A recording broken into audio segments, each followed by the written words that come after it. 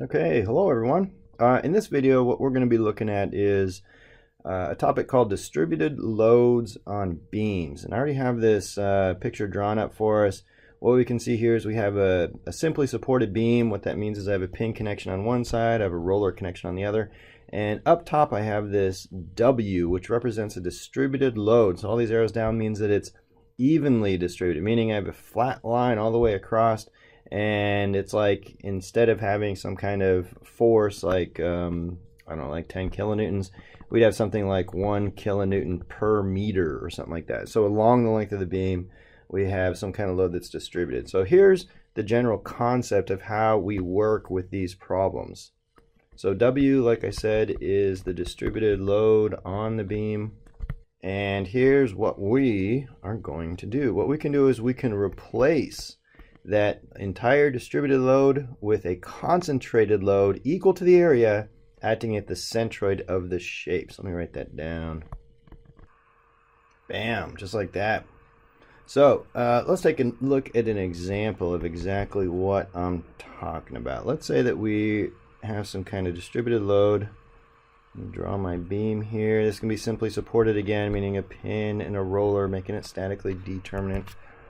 And we'll take our load that is even across the top, so flat line all the way across the top, and we're going to be given that this load is 5 kilonewtons per meter, and we're going to have a total span for this beam of 7 meters. If I want to analyze this thing, what I can do is, and when I say analyze, what we're really doing is, we're not actually removing the load forever. All we're doing is doing this to solve for our reactions at the end, typically, right? I want to know how much load is at my usually point A and point B, or my two endpoints.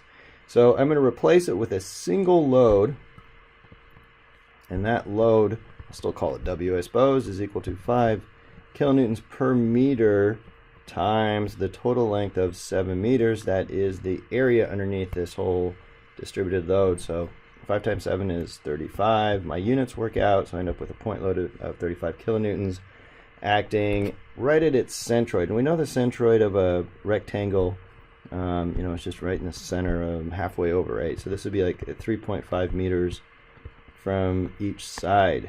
So yeah, that's about the simplest case. From there, you could go into your equations, like when we talked about equilibrium, what I'd start off with is doing some of the moments about A is equal to 0, and solve for your reaction at B, something like that. Because our free body diagram would look something like that. So, in general, if I had to write an actual equation for this using this idea of areas, what I could say is that my W, my point load, is going to be equal to the integral, and I guess I could do it maybe a little bigger W to differentiate these W's. And technically, when you look at the point load versus a distributed load, usually the distributed load is more of an omega. I think that's technically how you're supposed to do it. So a lowercase w, I suppose you could do. So my point load is equal to the area of my distributed load as a function of x, and we all know that's just the area underneath the load. So let's look at a actual problem. The other one said example. Maybe it should have just said concept or something. I'll call this example 2, I guess. Now, the first one didn't have any numbers, didn't have to do anything. But let's take a look at this scenario where I have 1,500 Newton per meter over here at point A, and I can see that load is increasing all the way until I get to the other end of the beam, up to 4,500 newtons per meter over this 6 meter span of this beam. And in this case, what we are trying to find are the reactions at A and B. So let me start with how I would solve this problem, because we can find the centroid of this shape. Well, let's go ahead and start by just transforming it. So looking at a free body diagram, I still have these 2 point loads at A and at B, and then these 2 shapes. Now I'm going to break, well, a single shape, but I'm going to break it into 2 shapes. I'm going to make a rectangle, and I'm also going to make a triangle. And we're going to call the triangle shape 2, and this rectangle shape 1. Of course, it's starting to look kind of crazy because all these different rectangles, but this is my beam. That's not actually part of a load. And if I look at how to replace these things, just like we did up above, what I end up with is a single point load right at the midpoint, which is from that rectangular load. And we know from a rectangular load, it's just a base times a height. So I have this 1500 newtons per meter times 6 meters. That gives me like 9,000 newtons. Checking my units here. And then I have a second load.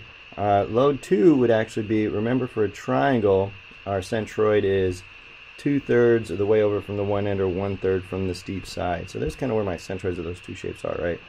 So for my triangle, we know the area is 1/2 of base times the height, so I have 1/2 times 6 meters times the height is this 4,500 minus that 1,500. Don't include the 1,500 in there, right? And that gives me like 9,000 newtons as well. So both of them have an area 9,000. Of course, they're at different locations because it is at the centroid. So if I were to say this total distance is 6 meters, I have the distance from the edge over to my triangular load. I should probably do the other one first, huh? Distance over to the triangular load, and that's equal to what? That would be 2/3 of this 6 meters, which is 4 meters, and then I have the distance over to the 9 meters, which is just half of 6, which is 3 meters.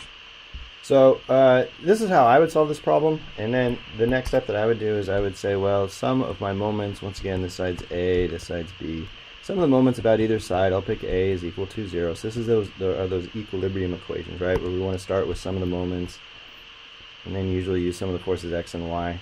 So if I'm doing some of the moments about point A is equal to 0, then I have my reaction at B times its lever arm of 6 going in the positive direction, minus, this is that rectangular 9,000 times its lever arm of 3, and then minus another 9,000 times its lever arm of 4. So if the whole thing equal to 0, I get a reaction at B, 10,500 newtons.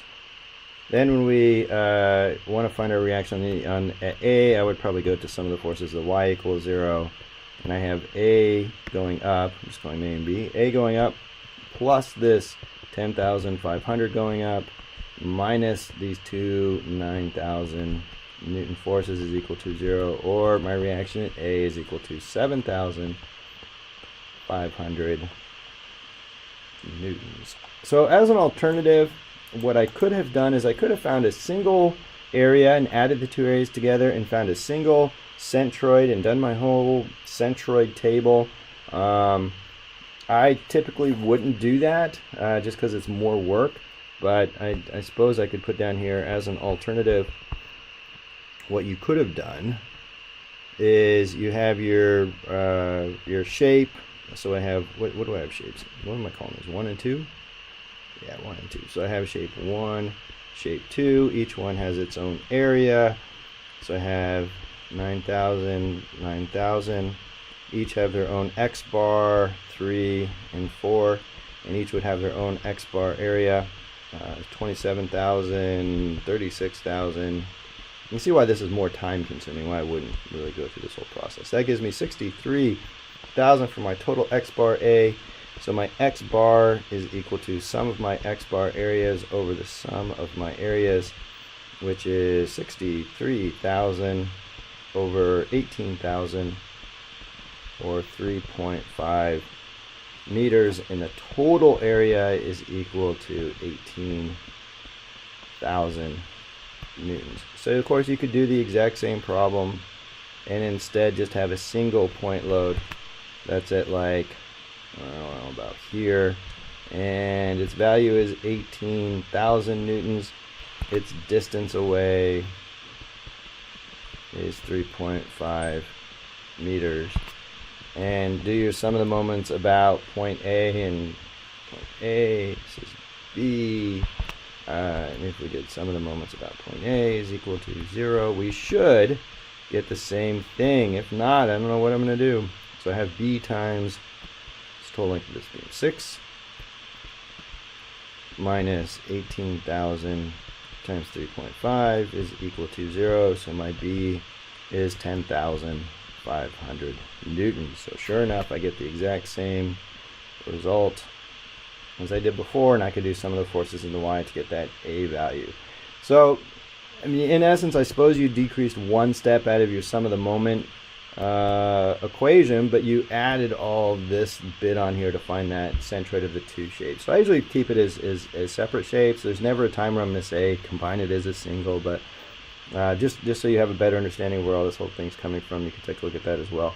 So I hope that video was helpful. It's a little bit on distributed loads and how I use them, and we'll talk to you all next time. Thanks.